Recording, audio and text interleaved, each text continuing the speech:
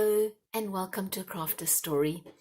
My crafter's story is a crafter's disaster today.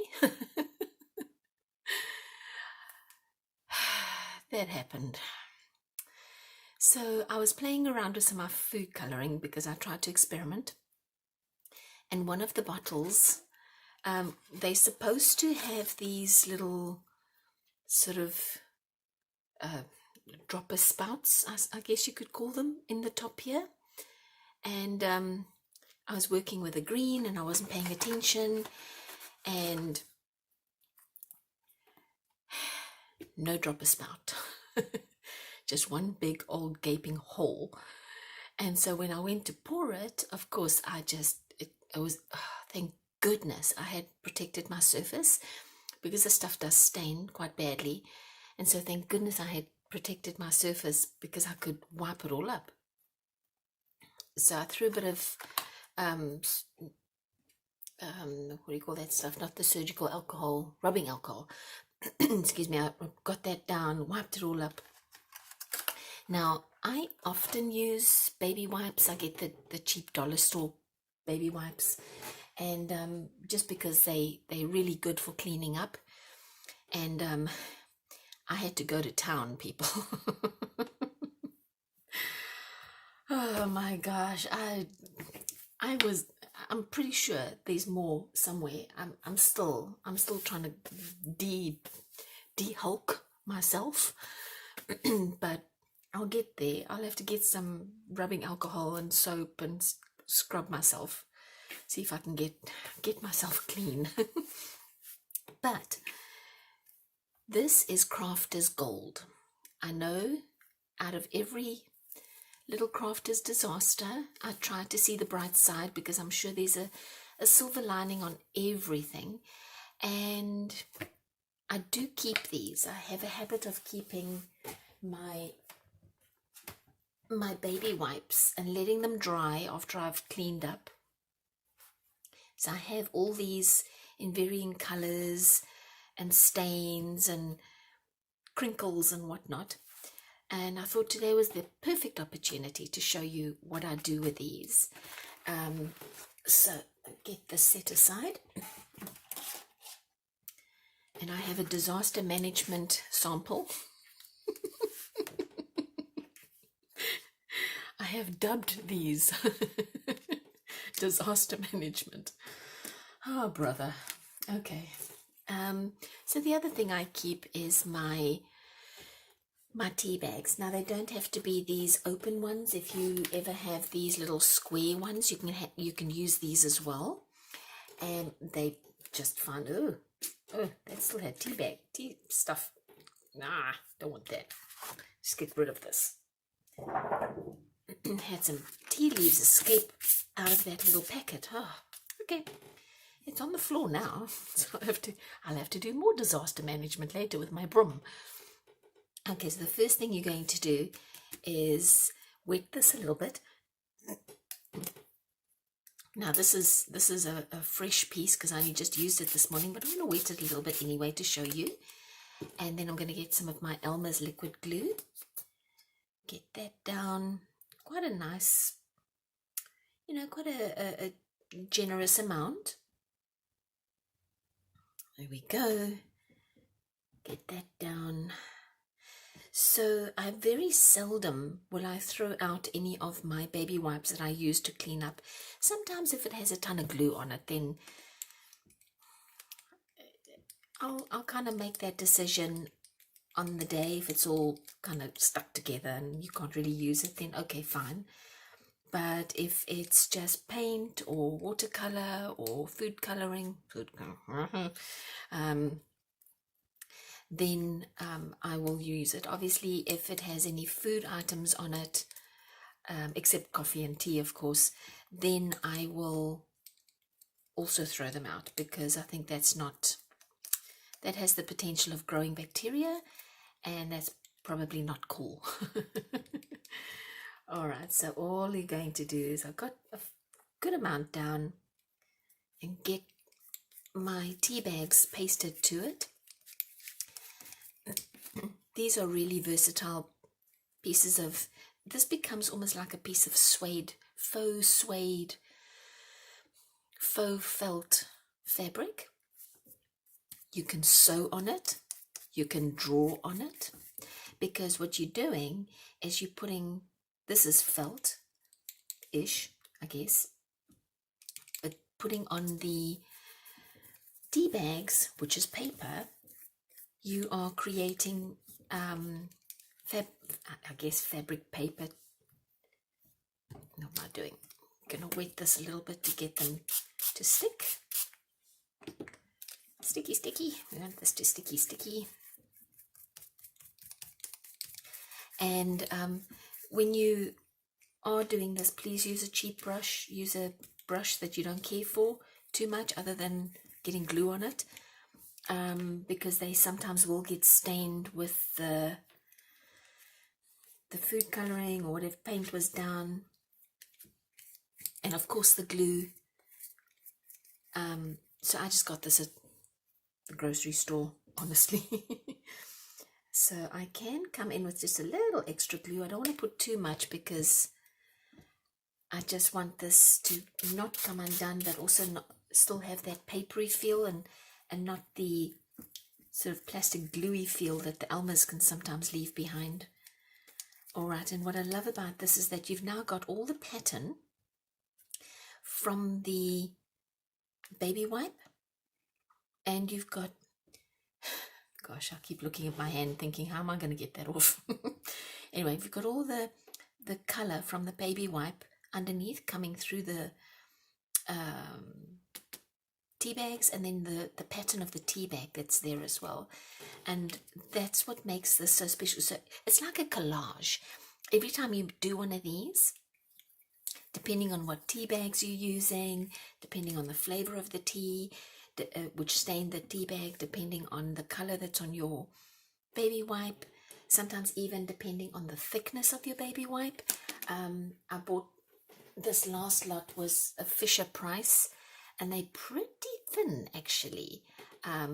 You can almost sort of see through them, they're so thin.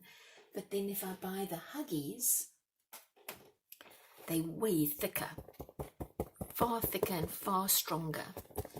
I don't think I could do that with this one. Yeah, it stretches, see? Yeah, so, but it's fun.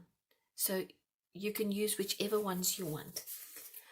Okay, so we're going to leave this to dry, and then I'll show you some examples of how we can, how you can use this in your craft stash.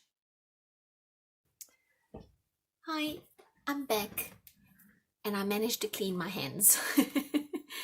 I've been washing and putting cream on and getting some alcohol, but anyway, I got it clean. So when I was with you a few minutes ago, which is actually a couple of hours ago, we were putting tea bags onto this used disaster management, as I think I called it, piece of baby wipe. Now, I kept coming back and wetting it and going over it with my brush, and what happened is that I lost all the beautiful lines that the tea bags created, those beautiful pink lines. So that's my bad. But this isn't quite dry. It's getting there, but I have a few other examples. So this is probably going to take until tomorrow to dry fully, and I'd like for that to happen because I do really like this green.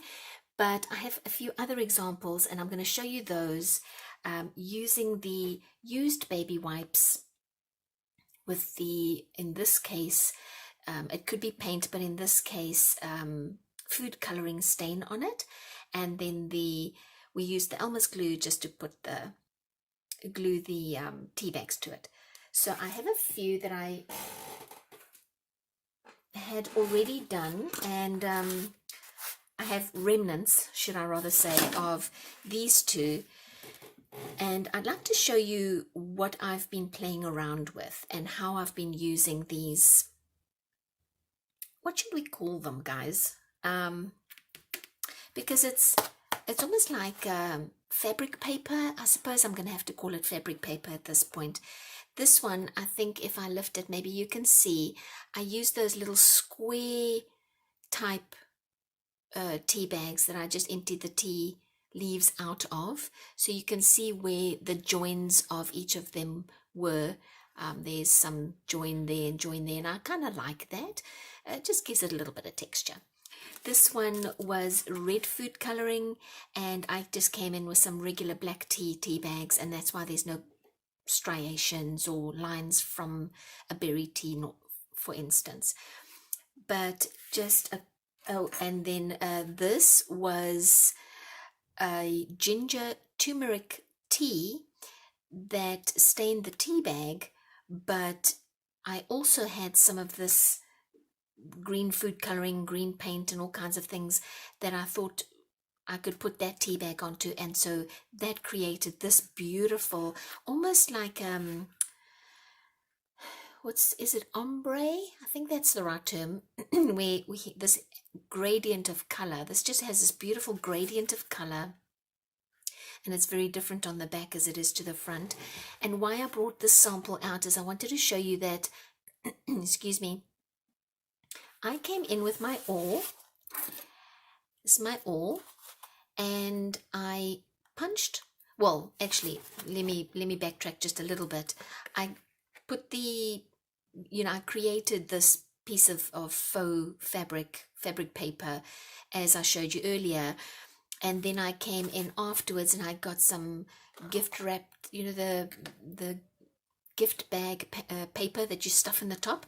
This was just a really beautiful one that had some leaves on it, and I thought it looked really nice on this particular coloring. It kind of matched the coloring, so I just glued that down with Elmer's glue as well in my paintbrush, very much like you would have done with the tea bags onto the baby wipe. And when that was dry, I came and made little holes, equidistant little holes all the way along with my sharp pointy tool. In my case I used an awl, and then came in with some string, and so it gave it this beautiful edge, embroidered edge, that I think looks really awesome on this little journal, which to me is like, I feel like it's like a field journal. So I'm going to put that there because I want to show you what else I'm going to do with that using both of these two pieces. And I went ahead and put myself, there it is. So what I've done is gone ahead and just cut, see how easily it cuts? It's really nice. Cuts almost like thick paper, I guess, because that's kind of what it is. And so I cut a whole bunch of these little leaves out. It was from another piece, so the coloring is slightly different, and I cut a whole bunch of them out, and then I came in with my gold paint pen, which I think I put away. Oh gosh, what did I do with my gold paint pen?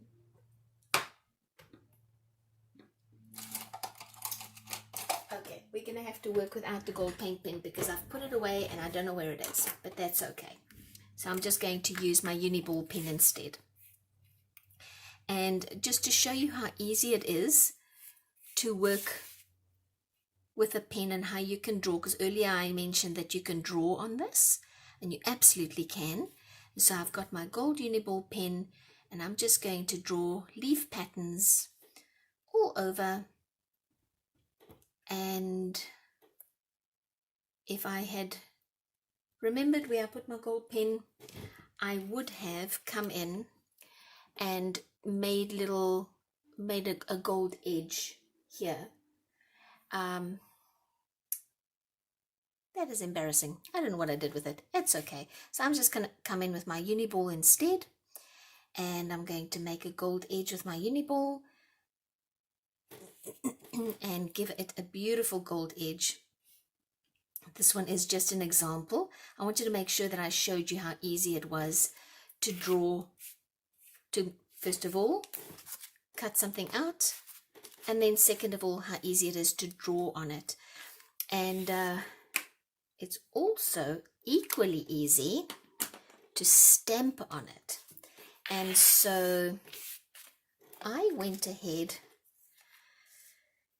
and made these, which to me look like roses, and I thought this was a perfect color for the roses. And I'm going to just ink up this sort of swirly whirly type stamp. And if you don't have one of these stamps, please don't worry, because I'm going to show you how you can do your own rose pattern, twirly rose pattern, which, to be honest with you guys, I kind of prefer because it felt like it came out a little darker. So I'm just doing this because I want to make sure that you see how easy it is to stamp on it. Ta-da! See, you can stamp on it. Now, that is the sky. The stamp is the same as that one. But now, if you don't have a stamp and you just have maybe a marker, I don't think something like a felt tip marker is going to work very well. I've got a feeling that it might feather on here, but if you have a gel pen or any other kind of marker, honestly, I think I just picked this. This is a rollable, and I believe I got this at the dollar store. A gel pen would be perfect. In fact, that was a more of a gel pen that I used. So I'm going to just do my own little swirly whirlies, and I'm going to go over my lines, and it's not quite as definite as the stamp, which I like the more organic look, so I think that's probably enough. And then I have one of these scissors, you know, these with the very the serration is wobbly. That's the wrong word. What would you call it? Wavy, I guess, serration. And I'm just going to cut these little roses out. As you can see, it cuts really easily. It's just so, I find this just so versatile, and you're not throwing those baby wipes in the trash. You are not throwing your tea bags in the trash. It's repurpose, reuse, which is the thing that I try as often as I possibly can to do. And there you go. Let's put these guys aside. And I'm just going to age it up a little bit because I think it looks a bit unfinished if I don't do that. I'm going to age this up just on the sides. And it's going to look gorgeous. So there's that one. So those two guys are the same. And then this one that we had to use our rollable pen for is going to look just as beautiful. So please don't worry if you don't have one of those stamps. It's no big deal. You can do your own. And I had to laugh at myself because in one of the previous videos that I did using photo paper and watercolor and the food coloring, I kept going on and on about, please guys, you know, please don't forget to use gloves. Oh man, I need to listen to my own advice because I was covered this morning. It was ridiculous. So I kind of prefer the ones that I drew, so I'm going to use them on the front of this journal. And I'm going to come in with some of these little leaves that I drew on, cut out and drew on earlier on. And I think that is going to look really nice. That really just, in my opinion, just finishes off this journal. Oh, I need to get these the right way around. There we go. Yep. I think that's going to work really nicely. So let's get out the glue and get these guys glued down. Oh, oh gosh, my chair's getting stuck on the carpet. Sorry, you guys. Oh, there you go. There we go. I'm just going to get a little bit of that glue down. There's no real top and bottom of these. Okay, and let's see that. I think look nice there. and there. Like that, I think. Yeah. Now, I was going to come along with a little bit of string, and I thought I would just run a little bit of string all the way down here and all the way down there as the stem of these roses.